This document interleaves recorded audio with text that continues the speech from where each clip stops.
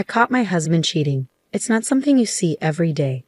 Most people might confront their spouse if they find out they're cheating by checking their phone or something. But I saw it happen right in front of me in a place and time I never expected. I always had a feeling something was off with his relationship with someone else, but I never thought I'd actually see him cheating in public. My name's Christina. I stay at home with our 6-year-old son. The day I saw my husband cheating, he had a day off from work, and we planned to go out together as a family. But when I woke up, he was already gone. I got a message from him saying he was taking care of his sister, who had a high fever. He said no one else was home, so he'd be back in the evening. I felt disappointed. I had promised my son we'd go to an amusement park, and he was really looking forward to it. I knew my husband had been busy with a big work project lately, and he hadn't had a break in months, so this was supposed to be a rare chance for us to spend time together. But instead, he went to take care of his sister. She's engaged, so he could have let her manage on her own. But my husband has always been overly attached to his sister. He even told me he was attracted to me because I reminded him of her, which always made me uncomfortable. She's a lovely person, but being compared to her felt strange. My husband used to talk about wanting a son and daughter, and he used to initiate intimacy often. But since our son was born, that's changed. Now it hardly happens at all. We're still young, and he used to enjoy intimacy, so I'm worried he might be doing it with someone else. I understand. Forgiving someone for betraying your trust can be really tough. But what's even more frustrating is that my husband seems to vanish even on his days off, like today. It wouldn't hurt for him to spend some time with our child once in a while, right? Our kid adores him and gets upset when he's not around. But my husband seems indifferent towards our child. He doesn't bother with birthday presents or show up for school events. No matter how much free time he has, he often comes home early but just locks himself away to play games all day. He hardly even sees our son anymore. At this rate, our little boy, who used to be so close to his dad, might start feeling like he's just a stranger. And here's the thing, my husband keeps saying he's busy with some big project. But that's a lie. He's hardly ever home. So I asked an old classmate who works at the same company as him if my husband is really that busy. Turns out, my husband's not known for being a workaholic at all. People actually joke that he's more of a desk-warming employee who doesn't have much to do and always looks bored. He clocks out on time every day.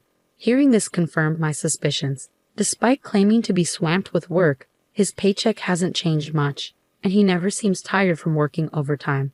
It just doesn't add up, and it makes me wonder if he's cheating. Feeling pretty frustrated, I finish making breakfast. When I check the time, I notice something odd. Normally, my son wakes up by 7 a.m., even if I don't wake him, but it was already past that time. If we didn't hurry, he'd miss the nursery school bus. So I hurried to wake him up. In his room, he was still fast asleep.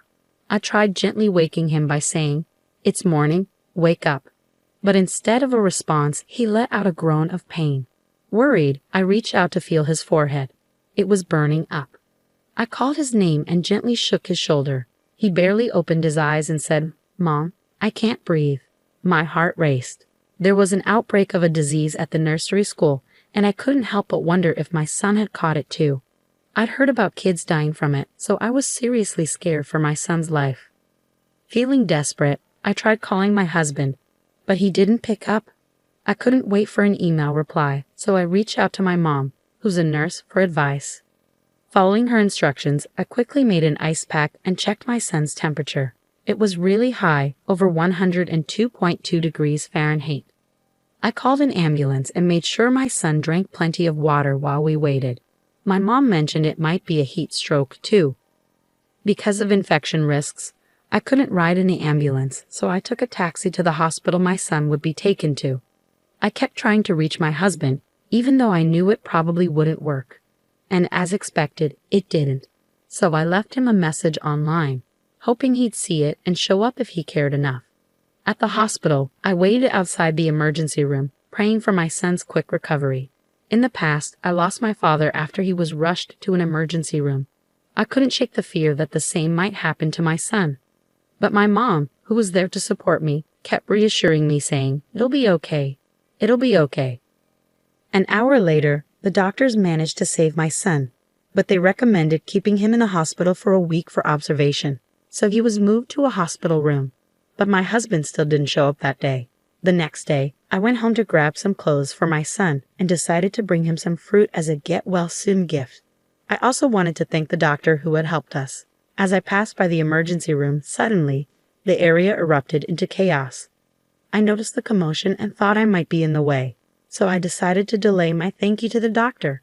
Just as I was about to head to my son's room, I saw a man and a woman on stretchers. They were barely covered with a thin blanket and looked almost naked. "It seems they're still stuck together," someone commented. "It looks like it happened during intercourse." I couldn't imagine how uncomfortable that must be, and being transported like that must have been incredibly embarrassing. As I tried to pass by, I made eye contact with the man. Normally it would have been an awkward moment, but this was different. I was stunned because the man was my husband. "What are you doing here?" I blurted out in surprise. Well, I caught my sister's cold, and my husband stumbled over his words. I was completely thrown off. What were the chances my husband would be here, especially right after my son was admitted yesterday? Why was he naked and being wheeled in? And who was the woman with him? My mind was racing with questions. In the midst of my confusion, I locked eyes with the woman beside my husband.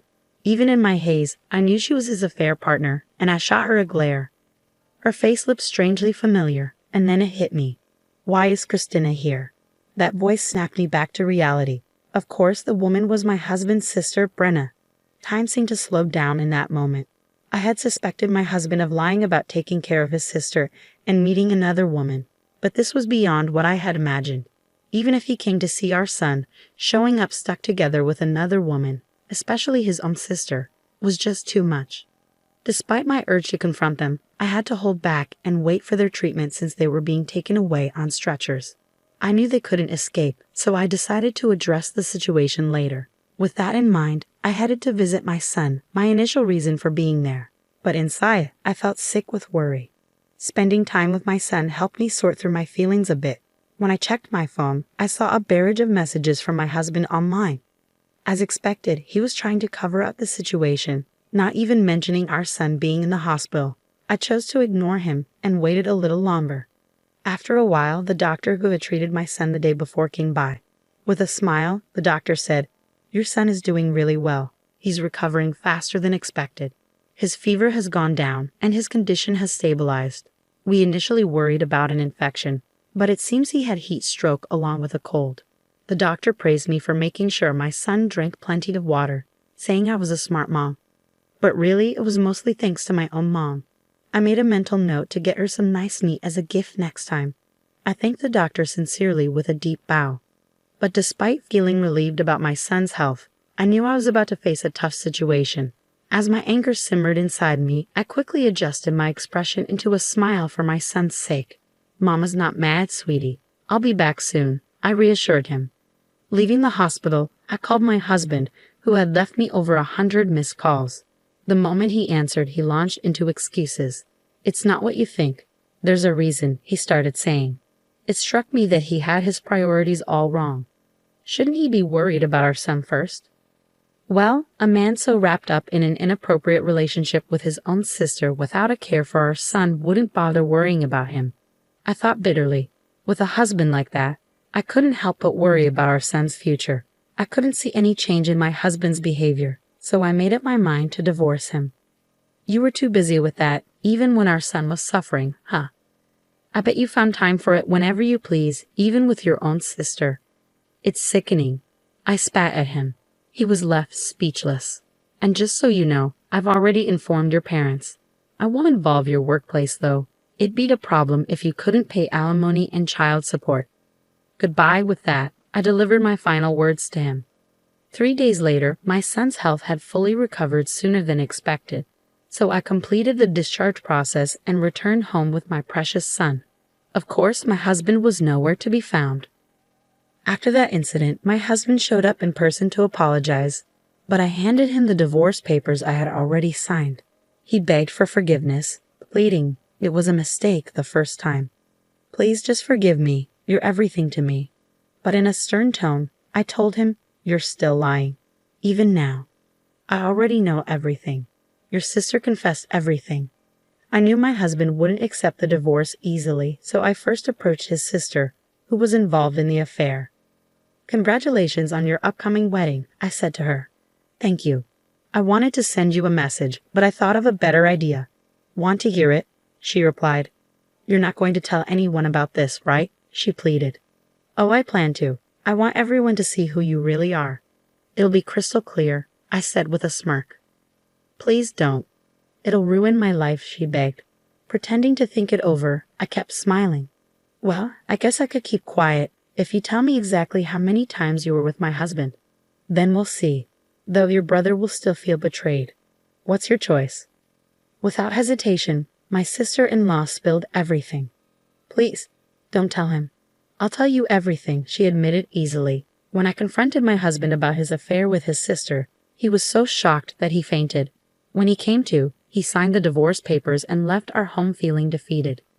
I hired a lawyer to handle our divorce proceedings, demanding custody of our son, alimony, and child support from my husband. At first, he tried to negotiate the terms, but when I hinted at revealing more, he agreed to my terms and left the lawyer's office.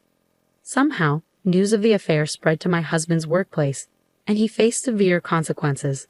A month later, he lost his job and had to take up a job in a food factory, putting strawberries on cakes to make ends meet. At the factory, he became the subject of gossip among younger colleagues, making him feel uncomfortable. Meanwhile, despite me not revealing the truth, my husband's sister's engagement was called off, and her reputation suffered. It turns out her boyfriend suspected her of cheating, just like I did, and hired a private investigator. She had to pay a hefty sum as compensation for the broken engagement and now works at a nightclub. Recently, her ex-boyfriend gave me a photo of them together, saying, "Keep it in case you need it." I was taken aback by his audacity, but I stored it away just in case my husband tries anything. I'll use it if necessary. For a fresh start, I moved back in with my parents and am raising my son with their support. They're sad they can't see their grandson often, so they offered to help as much as they can. I'm grateful for their support, but I'll only rely on them when I really need to. It's amazing how my son has been in perfect health since that high fever, almost like it never happened. He's even received awards for perfect attendance for 3 years straight. He seems to have completely moved on from his biological father and is enjoying life to the fullest. That brings me more joy than anything else. Oh, I almost forgot to mention, our family has expanded with the addition of Angel, the white cat who's now comfortably sleeping on my lap. Angel used to visit our yard often before we moved, and when I went to bid him farewell, he hopped onto my lap and stayed there. I couldn't bear to leave him behind, so I brought him with me to my parents' house. Now he's become close with my parents, and he's just as dear to me as my son. Looking ahead, I want to witness my son's growth alongside my parents and Angel. As I sit here on the porch, gently stroking Angel, that's what fills my heart with warmth